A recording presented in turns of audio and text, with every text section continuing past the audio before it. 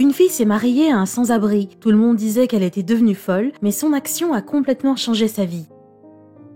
Salut à tous et bienvenue sur AZ237. Chance, tant de sens derrière ce mot. Parfois, dans notre vie, un petit cas change tout. Disons qu'une personne va au travail de la même manière chaque jour, voit les mêmes personnes le long du chemin et dans le bureau, et tout est ordinaire et prévisible. Mais soudainement un jour, juste par hasard, une autre personne apparaît, ou un incident se produit, et alors toute leur vie est bouleversée.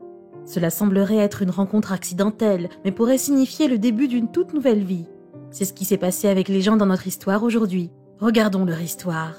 Mais avant de commencer, voici la question du jour. Je rentre toujours la première et sors toujours la dernière. Qui suis-je? Donnez-nous votre réponse dans les commentaires. La réponse exacte vous sera donnée à la fin de la vidéo. N'hésitez pas à liker la vidéo pour nous encourager et si vous êtes nouveau sur la chaîne, abonnez-vous et activez la cloche de notification pour ne manquer aucune de nos prochaines vidéos. Elisabeth était heureuse, sa relation avec son petit ami Alex progressait et maintenant le couple se préparait à se marier et à fonder une famille. Elisabeth passait tout son temps libre à préparer le mariage. Elle choisissait la robe de mariée parfaite, préparait un menu de fête et ajoutait constamment de nouvelles personnes à la liste des invités. Elle était nerveuse comme toutes les mariées. Le jour de leur mariage, elle s'est coiffée et maquillée et a enfilé sa robe de mariée avec précaution. Une fois prête, elle s'est rendue avec les invités de son côté au bureau d'enregistrement où ils étaient censés rencontrer le marié et entrer ensemble dans l'église. La cérémonie était prévue pour midi, mais Elisabeth avait tellement peur d'être en retard qu'elle est arrivée une demi-heure plus tôt. Elle était excitée et parlait gaiement avec ses amis. Quand l'horloge a sonné 12 heures, Alex n'était pas encore là. Elle commença à être nerveuse, mais essayait d'en rire. Et Alex était toujours introuvable et son téléphone était éteint. Elisabeth était très inquiète que quelque chose de grave se soit passé, car ils n'auraient pas simplement oublié leur mariage. Elle rentra chez elle en larmes et pleura jusqu'au matin en essayant d'appeler Alex, mais en vain. Le matin, il alluma finalement son téléphone pour envoyer un texto. « J'ai changé d'avis sur le mariage et je suis désolée. » Elle apprit qu'il l'avait quittée pour la fille d'un millionnaire local qui avait promis de leur offrir une villa en Grèce pour leur mariage et de leur fournir de l'argent et des invités de toutes les manières possibles. Elisabeth comprit alors tout. Alex avait échangé son amour pour de l'argent. Elisabeth était aveuglée par la rage. Elle marchait dans la rue sans remarquer les passants. Mais alors, une musique commença à jouer dans sa tête. Cette musique était si belle qu'elle la distrayait. Elle se précipita pour trouver la source de cette musique.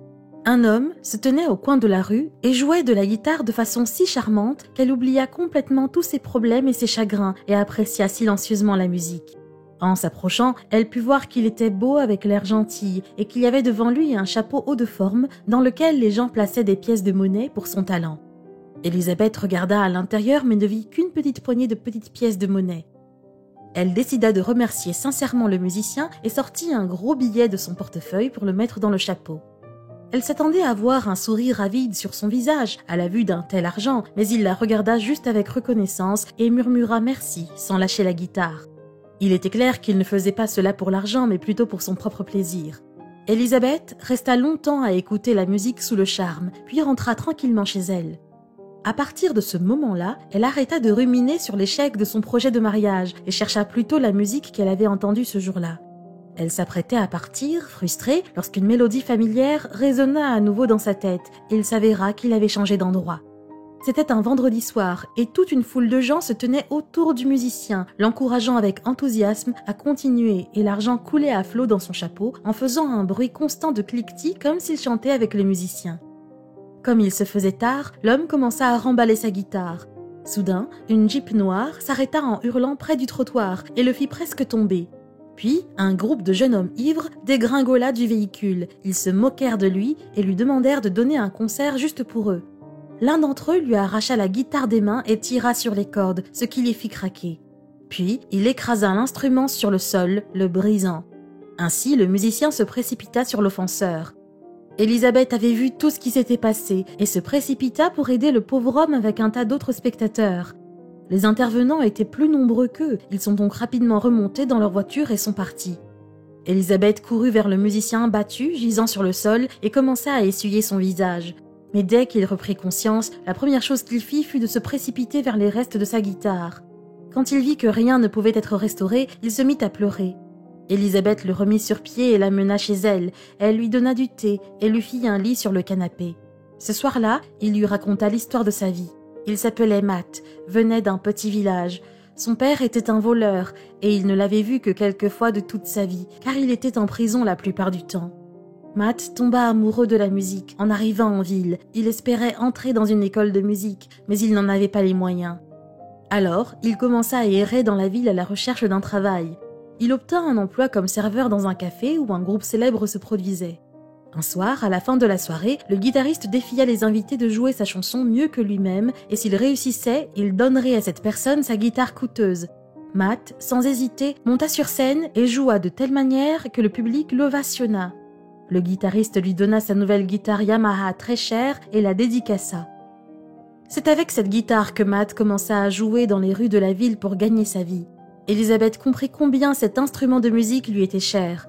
Le lendemain matin, après une tasse de thé, elle lui offrit un emploi dans son bureau et les deux jeunes gens ont commencé à travailler ensemble.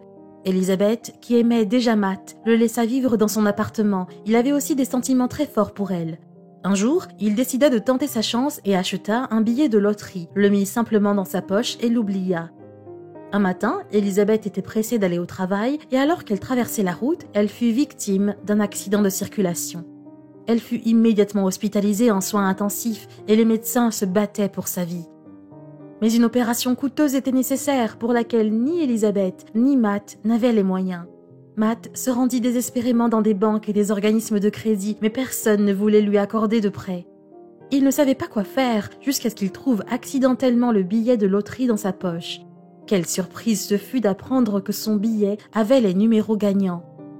L'argent était plus que suffisant pour l'opération d'Elisabeth et toute sa rééducation. Matt put également ouvrir sa propre maison de disques. Depuis, le couple se porte bien et Matt aide également les musiciens de rue sans abri. C'est ainsi qu'une petite rencontre fortuite au coin d'une rue s'est transformée en une vie incroyablement heureuse pour deux personnes qui s'aimaient.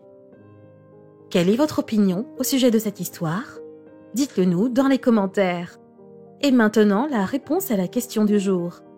La clé. Bravo à tous ceux qui ont trouvé la bonne réponse. Nous voici arrivés au terme de cette vidéo. Merci de l'avoir regardée jusqu'à la fin. Surtout, n'oubliez pas de la liker et de la partager autour de vous. À très bientôt sur AZ237.